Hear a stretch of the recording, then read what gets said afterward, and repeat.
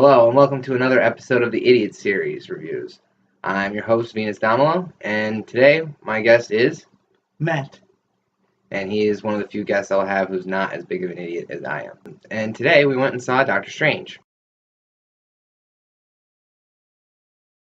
So, Doctor Strange, directed by Scott Derrickson, starring Benedict Cumberbatch, Chiwetel Ejiofor, Tilda Swinton, Rachel McAdams, so many people. Benedict Wong. Oh, Benedict Wong. So, Matt, what did you think? I knew it was going to be visual and beautiful, but it was... Doctor Strange is an outstanding movie, visually, and they don't shoehorn anything in, and even I was able to focus on it. Okay, well, Which I can never do. That's a rousing thing. Considering how sleep deprived we are, we did pretty well watching that movie. I'm overwhelmed. I also liked it a lot. I don't know.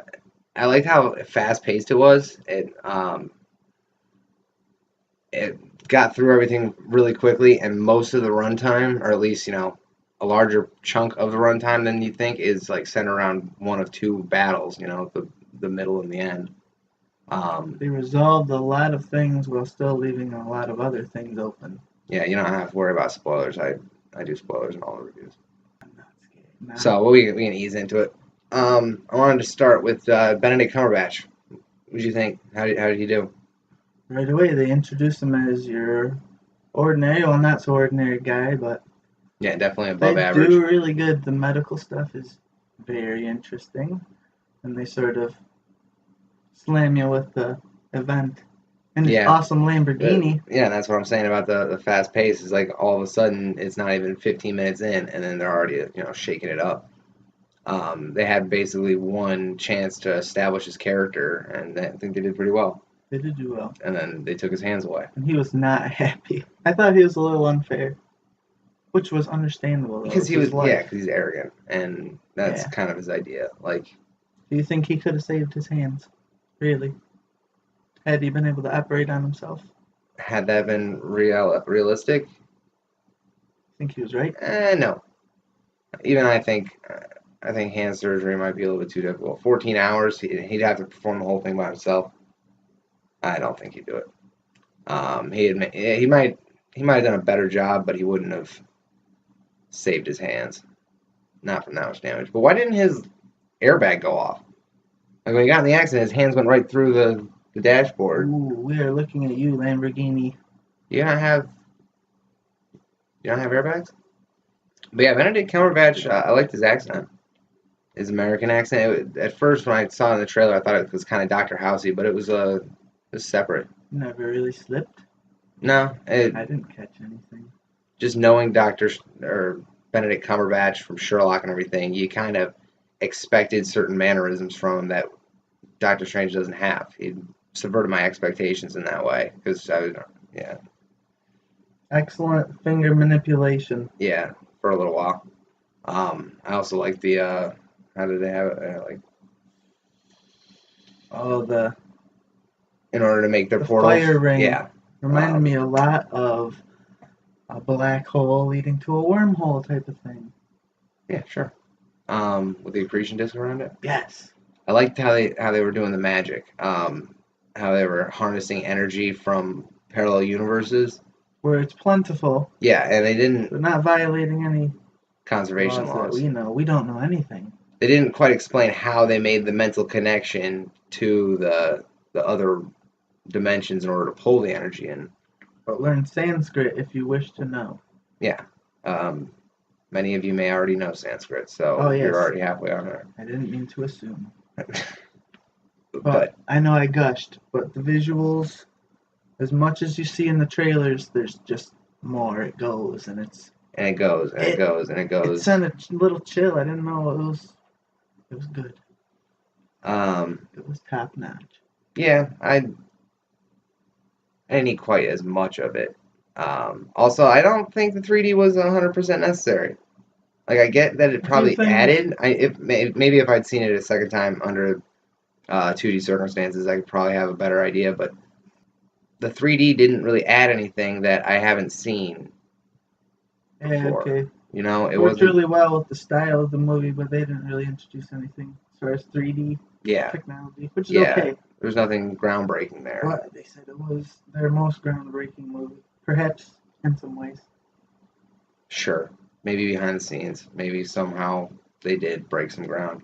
They tried to connect the spiritual and the physical, and they did interact in diffuse ways. You see the astral projections moving, the medical equipment and stuff. Very, yeah, very It's cool. Good blend. inconsistently. Like sometimes it Yeah, affected it, also but like that. often it didn't when it was convenient. Um, Good mop scare and a jump scare that got yeah, that me. was funny. They're a lot Um, funny. I definitely don't think the movie was as funny as the audience did. Unless Yeah. maybe upon second And viewing when we watch it on Blu-ray, maybe it'll now be that I'm biased, I know the laughing points. maybe. What got the loudest one? The Rachel McAdams broom or the Benedict Wong? Stealing the show with his ending laugh. I don't know. The Rachel McAdams one I think got a bigger laugh, but the Benedict Wong at the end, Benedict Wong in brackets. Uh, Wong. Yeah, nice. yeah, They're that not what made me afraid. laugh harder. I thought that was a lot funnier. But man, Wong was awesome. He was like a golem, you know. He was standing there all stone like. He's like a golem Drax. A lesser filmmaker would have given him more lines, I think. I think Would have Scott milked him. Derrickson and the writers did a real good job dealing with Wong, A look says 1,000 words. especially since the comic book Not version of amused. Wong is kind of racist. Yeah, So no racism in this film. Go I, I elsewhere don't if you want that. I don't think we're qualified to make that. But I didn't. I did like all the diversity, like in the just random groups of people. You saw like a bunch of women, A non-white people. sick That freeze was frame of a walk. Asian guy there. yeah, and people were laughing at that, and I was like, okay, I don't it's a think. walk. I think they were just overwhelmed at the coolness. Because they were like, ha! The Ashamed. kind of like Gap Moe. Got It my. looks so different than how you're actually feeling. I don't think they know how to flip things in a walk. I don't. You're saying that extra in that shot didn't know how to use a walk? He did. I don't think the crowd did. And they were like, it was like when you see a Oh, UFO or something that you're not used our to. audience, yeah. They're Our peers, it was a good crowd. our tribal brethren. There were no issues. Um, yeah, they weren't talking a whole lot. That was nice. Um, but we're not here to review the audience. I need to Yeah. remind myself that, even though I would do a good job at that. Any delays are my fault. Yeah, mostly. I'm Um, excited. We've been battling. but yeah, this was so good. Rachel McAdams was Oh, good, but like she didn't actually do anything. but She saved him from that one stabbing, but I feel like he should have been able to do that with magic anyway, because that was she's the whole point of learning magic was to be able to heal his body. yeah. He and his hands at the end still shaking. Well, it's because Were they ever not? like Mordo told him was that yeah he had to like constantly channel magic into it in order to like Ah, he can have his hands back, but he would have to be constantly keeping an eye on it. kind of doing only that and not saving the universe, Yeah, multiverse. so he can have his hands shake as long as and still cast his magic because the physical probably doesn't matter as much as we'd Yeah, like. one hand guy. Shout out. That looked like a real one armed guy. I feel like they were called him Hermir, and I think that's a guy in Skyrim. They gave like a Nordic name to an Oh, Asian guy. the symbols that they would conjure to sort of channel the energy into the physical were neat. Yeah, like the words and everything. Yes, right up my alley. Yeah, you're not as familiar with anime, but it's that's pretty common. That But style. they sure didn't mess it up. But yeah, with the budget they had, that looks fantastic. I love how they did the magic being like fire, because that's how energy is often imagined. As being like if you're pulling it through a dimension, it's like coming out in a long stream, and I don't know. I'm imagining it's being like a bag full of icing, Ah, and magic is cutting a little hole in it and then squeezing out. And it's high energy, energy. It's just like and it just stays ice. where you put it for some Ice is reason. still. It's locked. Fire is dynamic like this. And it had the feel of fire. It was Were quick. It was damaging. were you shocked by the fact that the Eye of Agamotto was an Infinity Stone? Yes. I What was the not, hell? but well, I mean, he was doing time. What level of swearing? I don't care, all of it. Was doing time. Do you know, like, Which I'm not scared of loops. how many Infinity Stones there even are? 7 6. minus the 1 that we saw. How many? I don't No. know. How many? How many have already been in the movie? Name them. Tell me their colors or something. Green. Loki's. Blue. Green is a time stone that just Green's happened. a time stone. I didn't know that was the name. Okay. Loki's. The obelisk. No. From Agents of S.H.I.E.L.D.? Yeah. No. No, the Tesseract? Yes. Guardians. The Ether from Thor 2. Dark World. Yeah. Einstein Rosen bridges. We'll get to that. No, we won't. The Power Stone from Guardians of the Galaxy. The Mind Stone that's on Vision's forehead. And now they have the Time Stone in it. The Eye of Agamotto. That is all 6. Which is... Is it? Yeah. No, there's one That more. is 5. We still got the Soul Gem. Which I don't think is coming until Infinity War. 5th Infinity Stone. That's a full hand. Yeah, and then But there's is one... it shaking? No, because it's going to be Thanos' hand. Oh. What did you think of Nararu? Dark God. Dormammu? Dormammu, was he more powerful than Thanos? They said his power is infinite.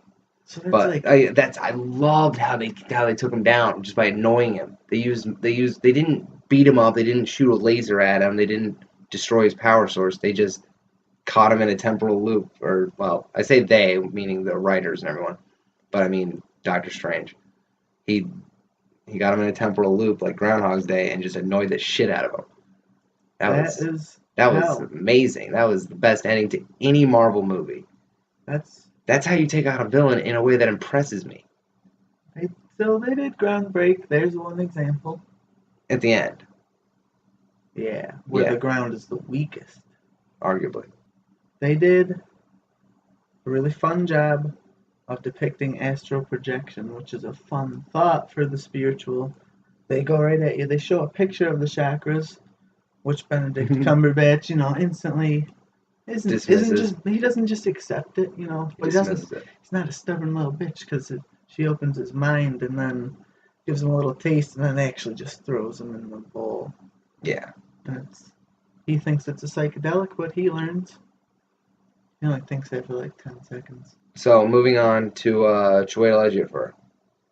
He was exactly like the guy in Serenity. It was real by the books, but for this movie, he was on Shepherd book. No pun intended. He was at least on the good guy's side. Next movie, he's pulling a what's the guy's name from Green Lantern? The yellow guy. Ryan Reynolds. No, he was Hornet. Sinestro. Yeah. Very similar case to Sinestro, but pulled off better. Even though Mordo is an equally stupid name for an evil guy who's trying to pretend to be a good guy. But Mordo. He was like he was Strange's friend. He was like his only friend at the thing, I'm gonna get it. Kamartash, I think. The Kamartash. It was in Nepal. What was it? Kathmandu. Guadalajara. Not to be confused with Kathmandu, Nigeria. Alright. You beat him to it. Good job. I'm sorry, Jeremy. What's his name? He doesn't know. He doesn't know who we are. But he's gonna know. Because there's a parallel universe. There's infinite universes. Yeah. Where he knows us. That makes me sad. Thinking about all the better universes out there, so. Just think about the worst ones. Remember, we don't escape our demons. We only learn to live above them. Or we don't lose our demons. Whatever. That's an excellent segue into Tilda Swinton's character of the Ancient One. Oh my god! We didn't even rehearse that. No spoilers yet. About I want to go to the end. I shed a tear at the part. No, I didn't shed. My no. eyes welled to the point where they nearly couldn't be evaporated. I thought she did a great job, Fucking like great, fucking great. making the character seem human. Wasn't an all powerful, silent leader and shit. She had human skills. She knew all the sorrows of the She had a universe warmth to her. and was just living on anyway. And you saw that countenance, like just nearly haunted, but just gentle. Do you, Supreme sorcerer. Sorcerer Supreme. Sorcerer supreme. Was your takeaway from that she kept channeling Dormammu's power in order to keep prolong her life because she hadn't found a suitable replacement? Is that what the deal was? Interesting. What did you think? Like, why was she doing that? Because I didn't really get why she was using Dormammu's powers or Perhaps how it was justified.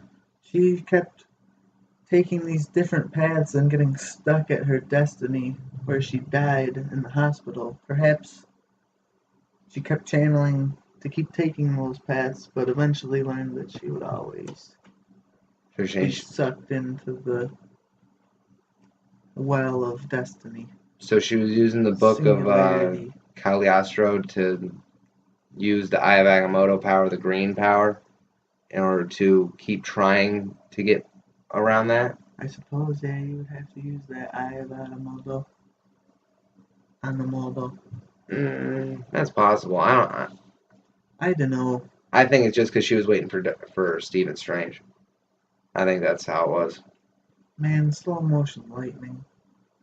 I'll tell you one thing that was weird about this movie. It was that it had almost no music. The music section in the credits was four songs, and most of them were like right in the beginning when he was guessing song titles. Had a good Or orchestral whatever he's doing. score when he was walking up towards the end. Yeah, Very dramatic silhouette when he was going Single full Ladies was on badass. that list. But yeah, it was. Oh yeah, and the guy's headphones, lungs. There was like a lot of just dead silent parts where they're just talking and there's nothing like driving along, and it kind of Except for like infinite reflecting tessellations. no, because they had the score for Sometimes. that. Oh, I'm talking about during they really conversations. piled it on. Just the sound design during conversations, it felt kind of flat. Interesting. I barely noticed because the acting was Yeah, very good. the acting was good enough to get through it, and I'm hoping that this is a novel idea that no one else has ever had because they fell for it. But I feel like it needed a little better sound design, which I never ever talk about sound design or music in a movie. Groundbreaking. Yeah, this is bringing out all new sorts of things. It transcends the theater into life and beyond. Where would you place this around in your top Marvel movies? See, I love Guardians of the Galaxy a lot. And I liked the science of Thor 2. But Civil War is so good. Like, top 3, easily. I'd have to do some shuffling, I don't know, but that's what I feel. It was elite movie. I put it at 4 or 5 around where like Iron Man is because this was really good. It wasn't as good as Civil War or Winter Soldier or the first Avengers, but I think this is one of the better solo movies. Especially because of the ending, especially because of just the visuals of it, which I'm not a visual person. Might have gotten better visuals than even Guardians. Yeah, yeah. I mean, Guardians is a little bit down my list a bit, but they had a lot, but this was, and that's what they're going for. It's obvious, but really, they hired a visionary horror director to pull this off. They wanted this. This is definitely worth all the praise it's getting. 3D, maybe not quite so much worth it. Levitation cape, definitely. Oh, that guy was cool. Beating a guy by wrapping around his head and just smacking him up and down. Flopping. And then that led to the astral projection battle. And this is all part of just the same middle battle. It was long and multifaceted. So it kept moving to new settings. The movie was excellently architected to be easy to follow, to be Yes. intuitive. And my favorite thing about it is that it eschewed the usual MacGuffin plot line where they have to go find some kind of artifact to do something. The plot was Caecilius was going to destroy these three places, and then that would accomplish his goals. He didn't need to go find anything; he was just going to do it, and the movie fit his time frame for that.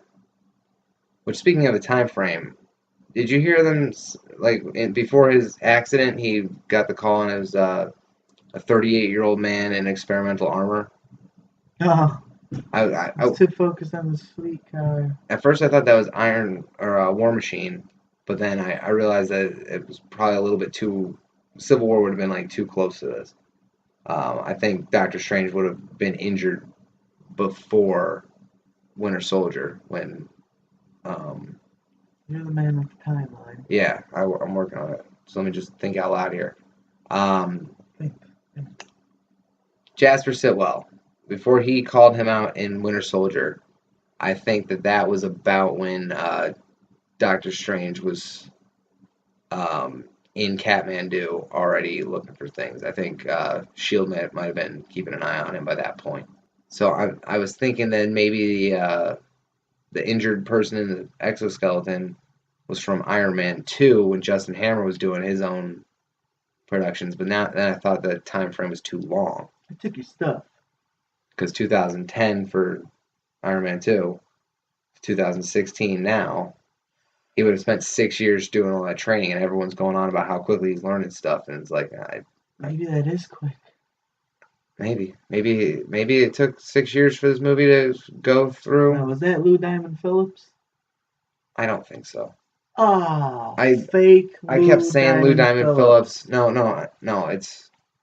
Oh, cool guy. I What's know his name? it's not the guy from Catwoman.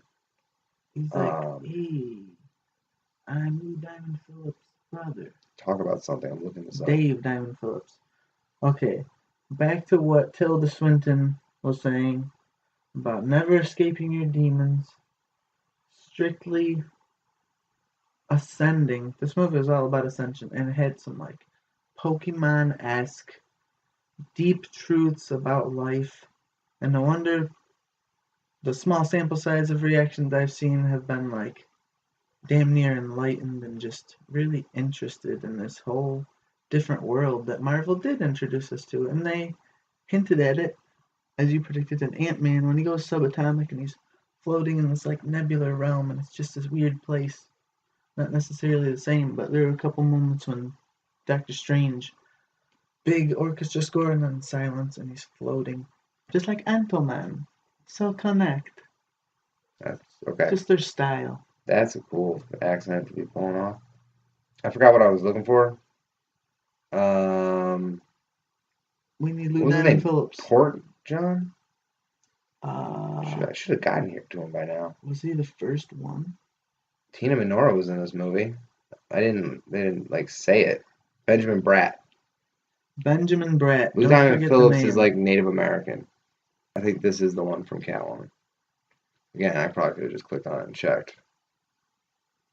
Oh, known for Catwoman for being fantastic in Catwoman. This film sadly did not let us escape from some sort of fear or respect for death. But yeah, he's in Catwoman. He's in Catwoman. Halle Berry is also. So overall, this was definitely a movie to see, watch on Blu-ray. When we do watch on Blu-ray, we'll be able to see how the graphics compare with the 3D. Blu-ray could possibly, it has potential to contain like cool little things like a little spell book, symbol book. Yeah, if they get a steel bookcase, I'll get that. I don't know, I'm not gonna go out of my way for it, but don't listen to Chiweedle. There's not too many sorcerers. Yeah. Let this movie inspire you. And let's hope for a Doctor Strange cameo in Thor Ragnarok. Oh, there's gonna be. Less than a year. We gotta say. So, anyway, for D. Venus Damalo presents the Idiot Series, hosted by D. Venus Damalo. I'm Venus Damalo. And I'm Matt. See you later. See ya.